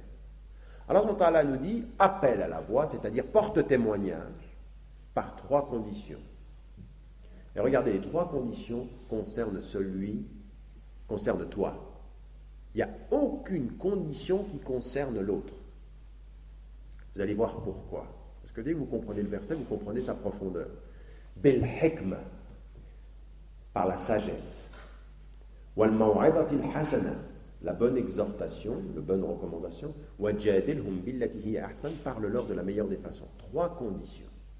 La première des conditions que tu dois avoir par rapport aux autres, si tu veux t'engager dans l'action de bien et porter témoignage, tu dois atteindre, posséder, vivre en toi la sagesse. La sagesse. Qu'est-ce que c'est la sagesse? La sagesse, c'est la tempérance, c'est éviter les extrêmes. Vous avez remarqué combien on revient maintenant à la voie? Ne pas en rajouter, ne pas... La sagesse, on évite les extrêmes. Mais pour pouvoir vivre loin des extrêmes, il faut faire ce qu'Abraham a fait, un travail intérieur de maîtrise. Parce que tu ne peux pas enseigner avec ta bouche la sagesse si tu n'en as pas un tout petit peu dans le cœur.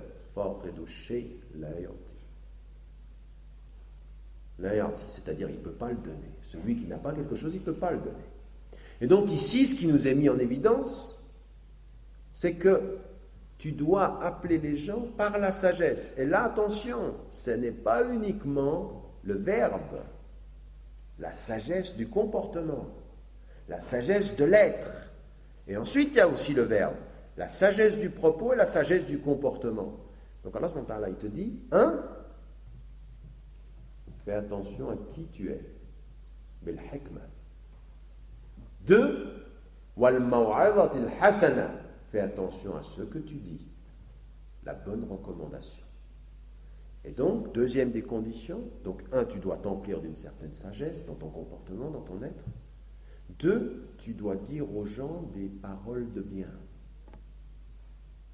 Et les paroles de bien, elles sont subtiles, parce que qui est sage comprend bien ce qu'est le bien là où il vit. Quand je vis en Europe et que j'ai acquis une petite part de sagesse en Europe, je vois bien quel est le bien que je dois dire pour les gens qui vivent ici. Donc, j'ai un discours sage en fonction d'un contexte dans lequel je vis sagement, avec sagesse. Donc ici, Allah subhanahu wa ta'ala te dit ce que tu dis, attention à ce que tu dis.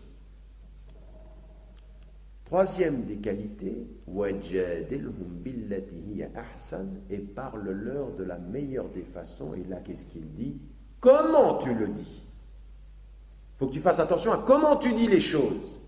Et si vous faites de la communication élémentaire, vous avez tout. 1, le comportement du locuteur, de celui qui parle, sagesse. 2, le contenu de ce qu'il dit, des bonnes recommandations. 3, comment il le dit. Et si vous avez fait un tout petit peu de littérature au lycée, si vous avez fait un tout petit peu de littérature française à l'université, vous savez que dans l'ABC de l'approche littéraire, il y a ce qu'on appelle le fond et la forme. Le fond, c'est ce que l'on dit, et la forme, c'est comment tu le dis. Et Allah subhanahu wa ta'ala utilise pour le fond al-maw'izati al-hasana, la bonne exhortation, et pour la forme wajadilhum billati hiya ahsan. Hasana, ahsan. Pour la forme, il dit la meilleure des façons. Tu dois faire attention à parler de la meilleure des façons. C'est-à-dire, attention, dans ce que tu essaies, dans ce que tu dois faire comme témoignage, ce que tu dis, ce que tu es, ce que tu dis, comment tu le dis. Les 3 dimensions de la communication. Et ça veut dire aussi une forte réflexion sur la façon dont on dit les choses. Et là, il y a certains de nos frères, ils pensent qu'il suffit de dire la vérité, même n'importe comment. Et là, en littérature, on le sait, qu'il y a des choses que tu peux dire, mais ça dépend comment tu les dis. Et en matière de littérature, si je vous dis, j'ai envie de parler de ma douleur, et je vous dis, sois sage, ô ma douleur, et tiens-toi plus tranquille. Tu réclamais le soir, il descend, le voici, aux uns portant la paix, aux autres le souci. C'est de qui ça? Non, c'est pas de moi.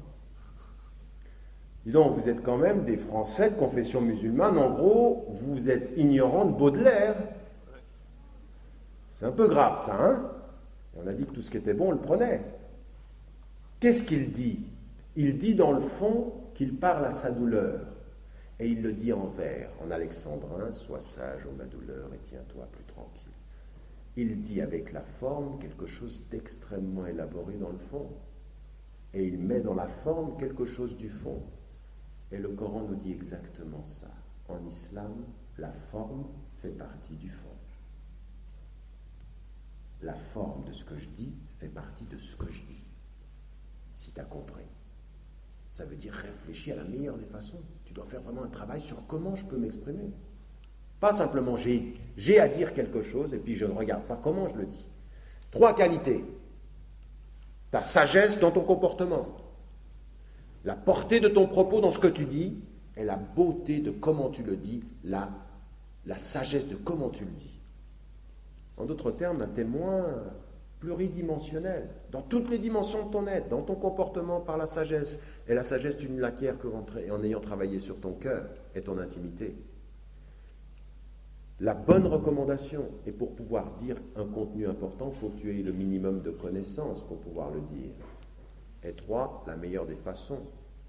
Et j'aimerais vous poser la question, quand on est en France, et qu'on entend Allah subhanahu wa ta'ala nous dit, et parle-leur de la meilleure des façons. Est-ce que ce n'est pas une invitation à chacun d'entre vous à maîtriser parfaitement la langue française? Au lieu de faire venir des musulmans convertis et puis de leur enseigner la colonisation à l'envers. Il y en a qui ont compris que quand tu rentres dans la communauté musulmane, il faut que tu places 3 ou 4 mots d'arabe. Voilà qu'en ma'lish, tu sais, non, parle-moi français, mon frère. Ça, on ne t'a pas demandé de faire semblant que tu étais de là-bas. Tu es d'ici, et la seule chose que tu peux faire pour nous aider, c'est une parfaite maîtrise de la langue française. Parce que s'il nous dit, parle aux gens de la meilleure des façons, il faut que tu maîtrises la langue. La vulgarité, les mots que parfois on entend chez certains, c'est interdit pour nous, ça. Il y a des mots qu'il ne faut même pas dire. Moi, j'enseigne à mes étudiants, vous ne me dites pas « ouais ». En français, c'est « oui ». Oui, c'est pas « ouais ». On est où, là? Quand tu parles en français dans un examen, tu ne dis pas « ça va pas », tu dis « cela ». Parce qu'on a un degré de langue. On a une certaine sensibilité à ça. Ça fait partie du fond. Quand certains travaillaient avec la langue arabe et qu'ils enseignaient dans leur cercle, ils disaient « la langue arabe classique, tu maîtrises ». Ça, c'est dans leur univers. En France, la langue française, tu maîtrises. Commence pas à parler n'importe comment. Et si tu ne la connais pas, ça fait partie de ta formation de l'étudier. Bien étudier ta langue, savoir la grammaire.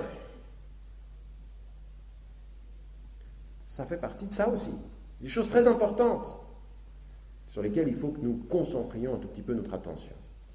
3 conditions. Et vous avez remarqué qu'à la fin du verset, Allah subhanahu wa ta'ala, dans le début du verset, nous parle des 3 conditions qui concernent celui qui parle. Qu'est-ce qu'il nous dit maintenant sur celui à qui tu parles? Il nous dit, car Dieu sait parfaitement celui qui s'égare de celui qui est bien dirigé. Celui qui s'égare de sa voie et celui qui est bien dirigé. Qu'est-ce qu'il est en train de nous dire? Il nous dit, voilà ce que toi tu as à faire. Toi, tu as travaillé sur ta sagesse, travaillé sur ton discours, travaillé sur la façon dont tu dis les choses. Quant à celui qui s'égare ou celui qui est bien dirigé, Allahu a'lam. Inna Allah a'lam. Dieu sait mieux. Il est en train de te dire, tu ne t'occupes pas du résultat, tu ne t'occupes pas de celui à qui tu parles. Dieu sait, toi tu ne sais pas. Raison pour laquelle, là aussi, il y a une véritable éducation pour nous. Ici, c'est « Inna rabbaka huwa a'lam ». Certes, ton Seigneur est plus savant. Ça veut dire quoi? Ça veut dire, fais ce que tu as à faire, toi, dans la maîtrise de la langue, dans la sagesse et tout ceci. Quant à l'autre, Inna rabbaka huwa a'lamu, c'est-à-dire lui il sait ce qu'il adviendra et toi tu n'en sais rien. Et quand on te pose la question pour savoir sur un chrétien, sur un juif, sur les gens, quel sera leur avenir, tu dis Allahu a'lam. Inna rabbaka huwa a'lamu, c'est lui qui sait mieux. Pas que tu commences à juger des gens, oui lui il va en enfer, lui il va au paradis, tu sais même pas où tu vas toi et tu commences à dire aux gens où ils vont.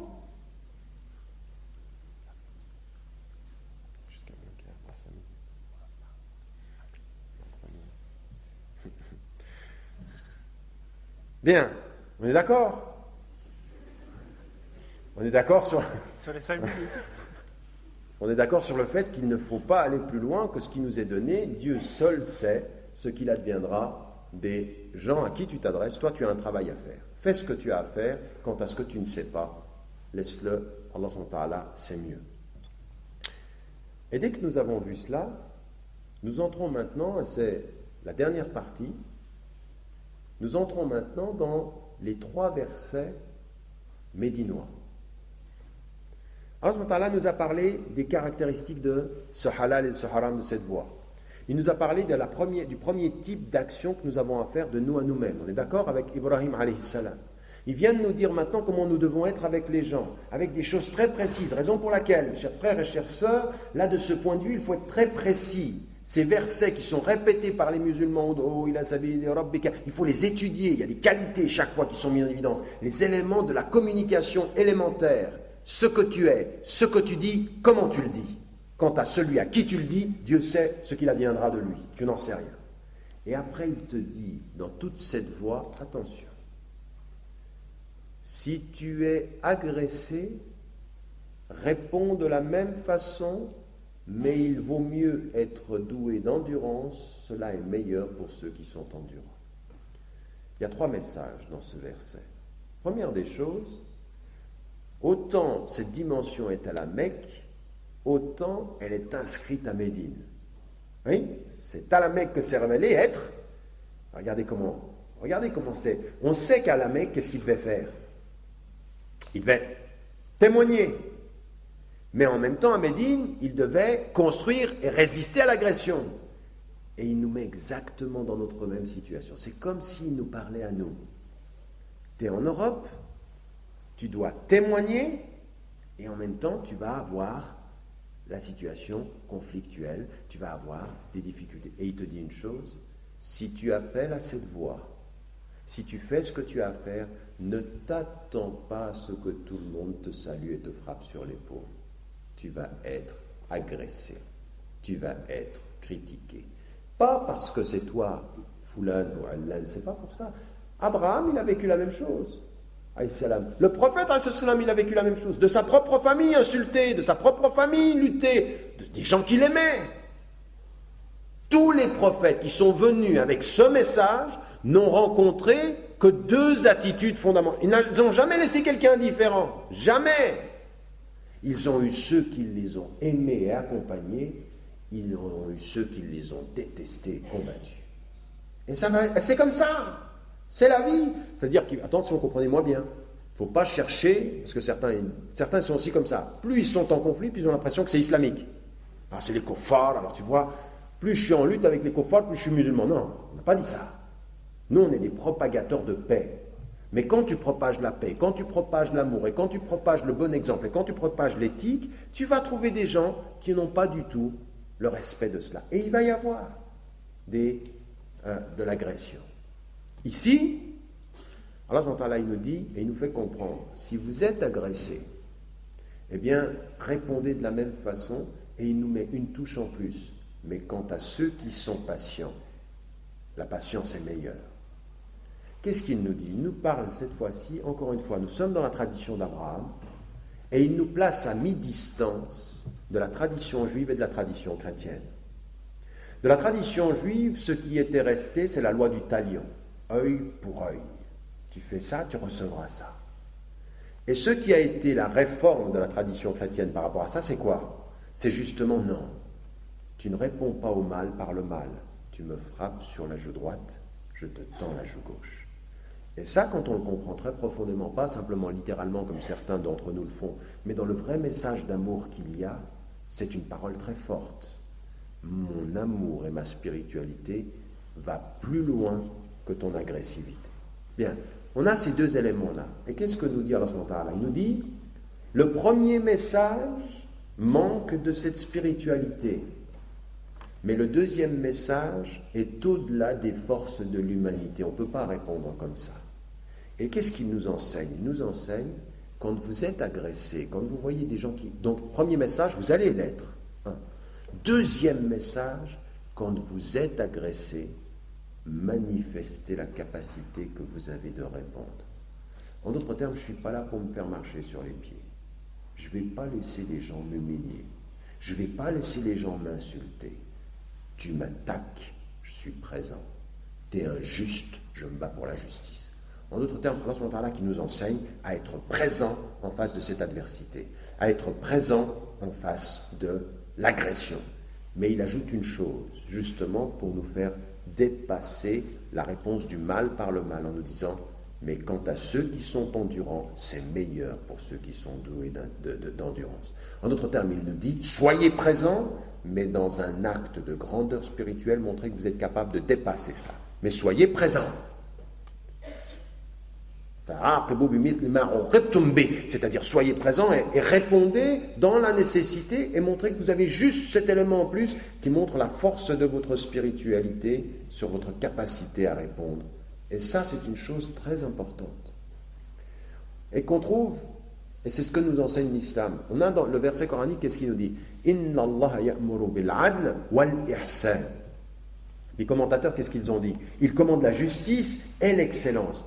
L'excellence, c'est un degré supérieur de la justice. Je demande mon droit, mais dans l'excellence, je suis capable, par un don du cœur, de dépasser ce droit. Oui? Donc, j'en donne plus encore, plus que mon droit. J'offre plus dans l'ihsan, c'est-à-dire une générosité. Mais attention, Allah subhanahu wa ta'ala n'est pas directement passé dans l'ihsan.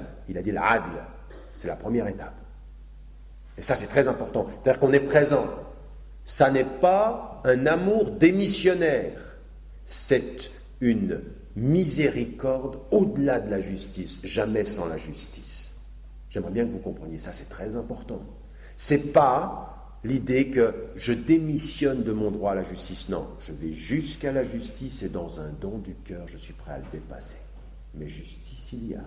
Justice, je le prononce. Justice, c'est humain et la résistance est présente. Donc, toujours de la miséricorde, jamais de la démission. Parce que certains sont miséricordieux apparemment parce qu'ils sont lâches profondément. Et ça, c'est pas permis. Et parce que certains disent, non, mais la non-violence, ils laissent des peuples se faire massacrer, la non-violence. Attendez, c'est pas de la violence que dans la non-violence, laisser des gens se faire tuer violemment. C'est où est la violence?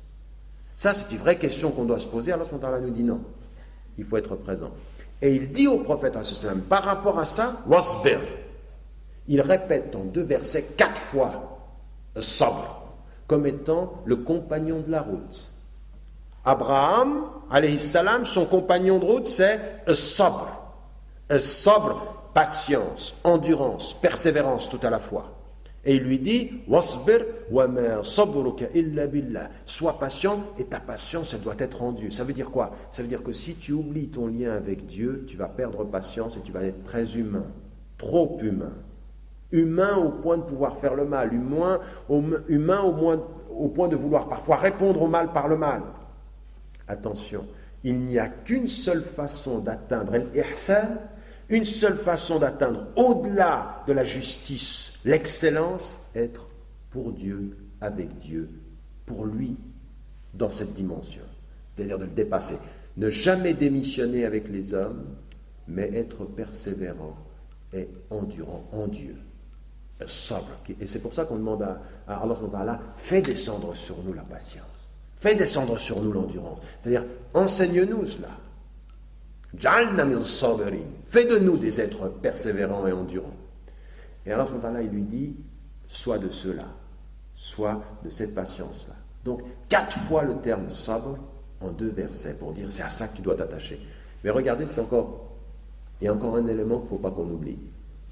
Il nous parle de l'adversité extérieure et il nous dit par rapport à elle, il faut être patient. Mais il nous dit tout de suite après une adversité intérieure. Wala tahzan, ne sois pas patient. Wala taku fi dayqin mimma yamkurun. Ne sois pas triste, ne t'afflige pas et ne sois pas oppressé de ce qu'il fomente. Et il est en train de mettre sabr 4 fois entre 2 adversités. 4 fois le mot sabr entre 2 adversités. L'adversité externe des gens qui vont t'attaquer, mais il y a une adversité intime, personnelle qui va t'envahir. C'est laquelle? La tristesse de ce que les gens sont capables de faire et l'oppression de ce que tu les vois tramer. À un moment donné, le prophète sallam ne pensait pas qu'il était toujours dans un état de bien-être. Qu'est-ce qu'il a vu? Il a vu sa propre communauté, sa propre tribu le rejeter. Il a vu des gens de ses frères se faire tuer. Il était triste de voir son propre peuple faire ça. Il était triste, ça vient de l'intérieur. Il était envahi par l'émotion. Ça, c'est aussi une adversité. À des moments donnés, tes émotions sont tellement importantes, les gens peuvent t'attaquer de l'extérieur, mais toi, tu peux être envahi de l'intérieur par un sentiment de tristesse, un sentiment de mal-être, d'oppression. Et ça arrive. Le prophète, il était comme ça. Il était à des moments très, très tristes. Il demandait à Allah subhanahu wa ta'ala de trouver une solution, n'est-ce pas? Donc, il y a 2 adversités. L'agression extérieure, l'envahissement de sentiments de tristesse et de pression intérieure. Et dans ces deux cas, il faut sabr. Sabr contre l'extériorité et sabr contre l'émotion. Donc il faut une éducation personnelle à orienter son cœur vers la voie de la résistance.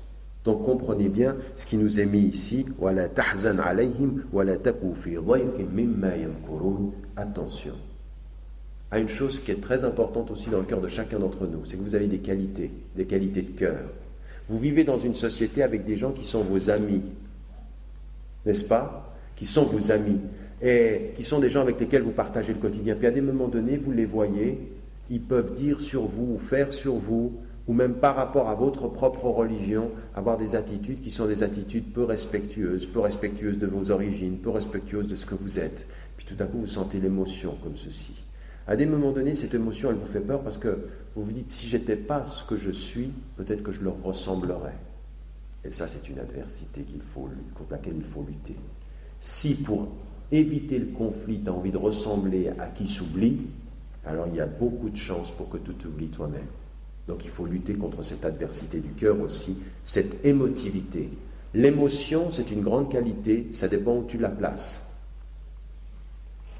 Tu peux être très sensible, et c'est une qualité. Mais si cette sensibilité se retourne contre toi et te pousse à faire des choses qui sont mauvaises, ça devient un défaut. Et la conclusion, c'est le dernier verset qui réunit tout ça en un. Inna Allaha ma'al ladhina ittaqaw. Dieu est avec ceux qui ont développé la conscience intime de sa présence, de ceux qui ont une crainte révérentielle de sa présence. En d'autres termes, qu'est-ce qu'il dit? Il dit, je suis avec ceux qui ont fait en sorte qu'à l'intérieur d'eux-mêmes, il y ait la conscience de la présence de Dieu. Ça veut dire quoi ça? Toute la première partie, qui suivent la voie d'Abraham, alladhina ittaqaw, à l'intérieur, ils sont avec Dieu. Walladhina hum muhsinun, ceux qui font le bien, c'est toute la deuxième partie. Ceux qui propagent le bien. Ud'u ila sabili rabbik, ceux qui, quand ils sont présents, on voit leur bien, on voit qu'ils donnent le bien. Ce sont des donateurs, au sens où ils font don du bien. 1, ils ont la conscience lumineuse à l'intérieur. 2, ils ont le geste qui offre à l'extérieur. Où que tu sois, c'est ces deux qualités-là. Être avec Dieu dans un travail intime, c'est Abraham. Donner, c'est encore Abraham, bien sûr, mais c'est toute la dimension de ce que tu dois être avec les gens. En un verset, il nous résume tous les éléments de la voie que nous avons suivre dans l'action. Vous avez bien compris. Comme il est dit dans un autre verset, Alladhina amanu wa amilu salihat, ceux qui portent la foi et qui font le bien.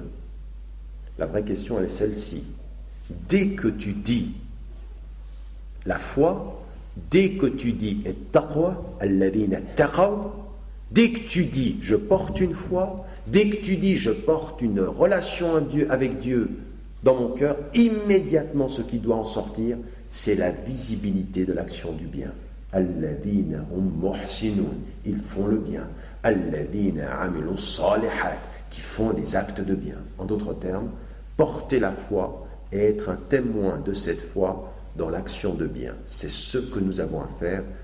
Et vous avez remarqué depuis le début que j'ai commencé le tafsir, tout est orienté vers l'action. Et notre réflexion sur l'interdit, et notre réflexion sur le permis, et notre réflexion sur Abraham, et notre réflexion sur le fait qu'il a reçu ici-bas le bien, et notre réflexion sur la façon dont nous avons à être avec les gens, et notre réflexion sur l'adversité. Tout ça, ça doit nous porter à l'action du bien. Pas de foi véritable sans visibilité du bien dans tes gestes. Si on ne voit pas dans ce que tu fais le bien de ce que tu dis avoir, il y a peut-être beaucoup de chances pour que tu dises avoir ce que personne ne voit et que peut-être tu n'as pas. Wallahu a'lam wa a'la wa ahkam. أقول قولي هذا واستغفر الله لي ولكم والسلام عليكم ورحمة الله.